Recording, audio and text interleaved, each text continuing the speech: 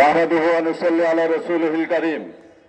ইসলামী আন্দোলন বাংলাদেশ ঢাকা মহানগর উত্তর দক্ষিণ কর্তৃক আয়োজিত আজকের এই বিক্ষোভ পূর্ব সমাবেশের সংগ্রামী সভাপতি, ইসলামী আন্দোলন বাংলাদেশের সহকারী মহাসচিব, ঢাকা মহানগর উত্তরের সংগ্রামী সভাপতি জনাব শেখ ফজলে বারী মাসুদ, প্রধান অতিথি হিসেবে উপস্থিত আছেন ইসলামী আন্দোলন বাংলাদেশের প্রেসিডিয়ামের অন্যতম সদস্য হযরত মাওলানা অধ্যক্ষ সৈয়দ মোসাদ্দেক বিল্লাল মাদানী সাহেব সহ কেন্দ্রীয় মহানগর সহযোগী সংগঠনের নেতৃবৃন্দ, দ্বীনী ভাইয়েরা, আপনারা জানেন বাংলাদেশ সরকার, আওয়ামী সরকার, প্রধানমন্ত্রী শেখ হাসিনার সরকার পরিত্যক্ত একটি সরকার। এই সরকারকে মানুষ ভোট দেয় নাই। আওয়ামী লীগের নেতা কর্মীরাও শেখ হাসিনার কেন্দ্রে ভোট দিতে যায় নাই।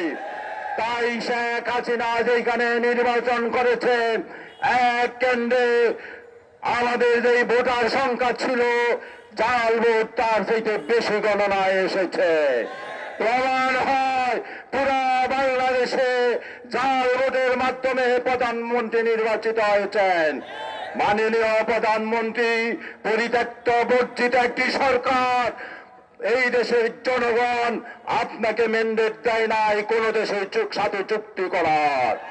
সরকারকে আপনাকে বর্জন করেছেন, কোন রকম লজ্জার সাথে দিন পার করবেন, আমরা মনে করছি সেটাই করবেন। কিন্তু ভোট ডাকাত, চোর, বাটপার, গুন্ডারা যেইভাবে বুক ফুলিয়ে মিথ্যা কথা বলে আপনার সরকার, আপনি, আপনার মন্ত্রী এমপিরা সেইভাবে কথা বলছেন, এটা একটি বদর সমাজের প্রধানমন্ত্রীকে মানায় না। লজ্জা শেম। মাননীয় প্রধানমন্ত্রী, এই লজ্জার সীমা নাই। আমরা লজ্জিত।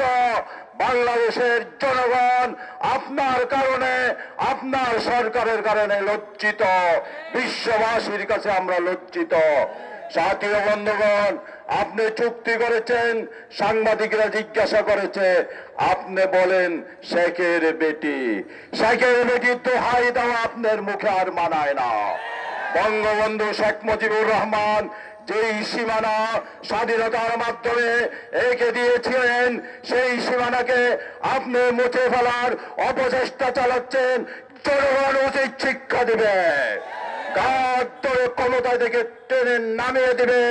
যেই হাত আমাদের রক্তের বিনিময়ে সীমান্ত এঁকে দিয়েছিলাম, সেই হাত, কোন হাত যদি এই সীমানা মুছে ফেলার চেষ্টা করে, সেই হাত ভেঙে দেওয়া হবে, তার সরকারে চুরমার করে দেওয়া হবে। কোন শক্তি পারবে না আমাদের সীমান্ত পিলার উঠাতে, কোন শক্তি পারবে না আমাদের মানচিত্রকে খামছে ধরতে। চুক্তি করেছেন, কিভাবে ট্রানজিট দিবেন আপনার সরকার জানে। আমরা এই এক অঞ্চল থেকে আরেক অঞ্চল রেল যাবে, গাড়ি যাবে, বাংলাদেশ কি পেয়েছে? আমাদের রাস্তা ব্যবহার করবে, আমাদের পুলিশ বাহিনী ব্যবহার করবে, আর ট্রানজিট আপনি দিয়েছেন ভারতকে, একখান থেকে আরেকখানে পণ্যবাহী বিভিন্ন কিছু ব্যবহার করবে। আমাদের কি লাভ? লাভ হয়েছে, ওবায়দুল কাদের বলেছিল নির্বাচনের আগে, তলে তলে খাতির হয়ে গিয়েছে। আমরা প্রমাণ পাচ্ছি, ভারতের সাথে আপনি চুক্তি করেছেন ক্ষমতায় থাকার জন্য, নির্বাচনের আগে প্রতিশ্রুতি দিয়েছেন, এখন সেটা রক্ষা করে চলেছেন। ক্ষমতার বিনিময়ে দেশ বিক্রি করার অধিকার আপনার নয়। দুর্নীতি, দুঃশাসন, অন্যায়, অবিচার আর আদালত সহ সকল কিছুকে একটি দুর্নীতিগ্রস্ত ফরমাইশি বিচার ব্যবস্থায় আপনি পরিণত করেছেন। ঘুষ দুর্নীতির ব্যাপারে পুলিশ সার্ভিস অ্যাসোসিয়েশন নামে একটি সংস্থা সাংবাদিকদের হুঁশিয়ার করে বলেছে তারা যেন না লেখে। আমরা পরিষ্কার স্পষ্ট ভাষায় বলে দিতে চাই, আপনারা চুরি বন্ধ করে দেন, সাংবাদিকদের লেখার প্রয়োজন নয়। আপনারা চুরি করবেন, শুধু সাংবাদিক নয়, এই দেশের প্রত্যেকটি দেশপ্রেমিক সাংবাদিক এবং জনগণ তার প্রতিবাদ করবে। আমাদের প্রশ্ন, দুর্নীতি দমন কমিশনের এখন প্রয়োজন নাই। কিছু ছাগল দিয়ে, গরু দিয়ে আমরা দুর্নীতিবাজকে ধরতে পারি। দুর্নীতি দমন কমিশনকে বিলুপ্ত করা হোক, সরকারি গোয়েন্দা সংস্থাকে বিলুপ্ত করে দেওয়া হোক। এদের প্রয়োজন নাই। এখন দুর্নীতিদের বাজদেরকে ধরার জন্য ছাগলেই যথেষ্ট। আফমন আসিম সাহেব, আপনাকে ধন্যবাদ জানাই। আপনি সংসদে বলেছেন দুর্নীতি প্রাতিষ্ঠানিক লাভ করেছে। আপনার সরকার, প্রধানমন্ত্রী আর সব সহ যারা আমলা আছে তারা বাংলাদেশে কি করেছেন? বেতন ভাতা নিয়েছেন আর বসে বসে আঙ্গুল চুষছেন। বেতন ভাতাই আপনাদের জন্য বৈধতা নয়। সরকারের সকল সুযোগ সুবিধা বন্ধ করে দেওয়া হোক। যারা দুর্নীতি ধরতে পারে না, আমাদের ব্যাংকের টাকা কোথায়?